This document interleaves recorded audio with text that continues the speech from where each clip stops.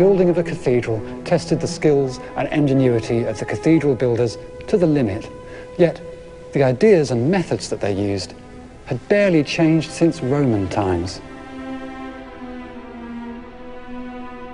In fact, the style they built in the early period is called Romanesque.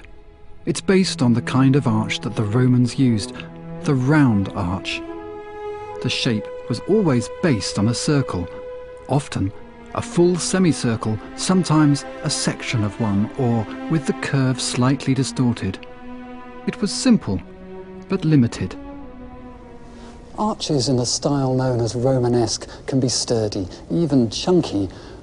A whole building made of these arches has a muscular, powerful effect.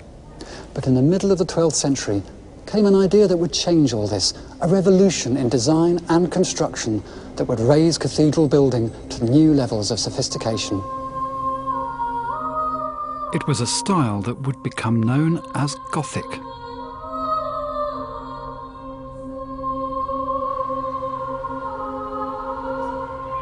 It was born in France at Saint-Denis, near Paris. Here, the visionary Abbot Suger rebuilt part of the Abbey Church, burial place of the French kings.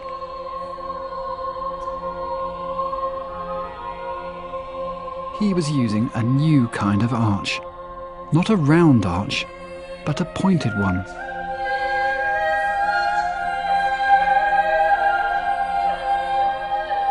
But his aims went beyond this.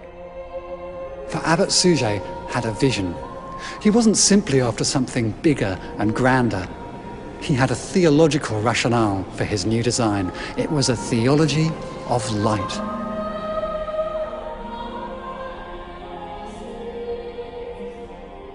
For medieval thinkers, light had a profoundly religious meaning.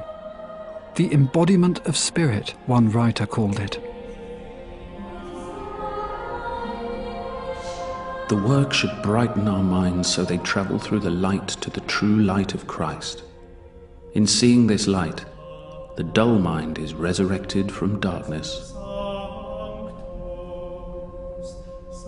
Abbot Suger and his unnamed master mason had glimpsed the possibilities of the pointed arch.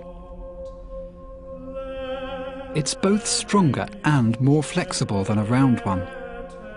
Both the shape and width of a pointed arch can be varied in more ways. And the weight of a building naturally moves downwards and outwards in a shallow curve closer to that of a pointed than a round arch. This simple difference was to change the entire way cathedrals were conceived, designed and built.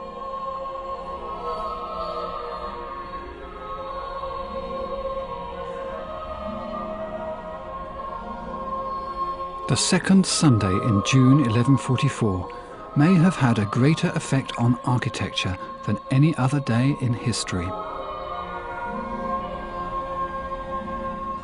At the dedication service, bishops from all over Europe gathered at Saint-Denis to witness a building designed to evoke the experience of heaven more completely than anything before it. The bishops were awestruck. They had seen the future.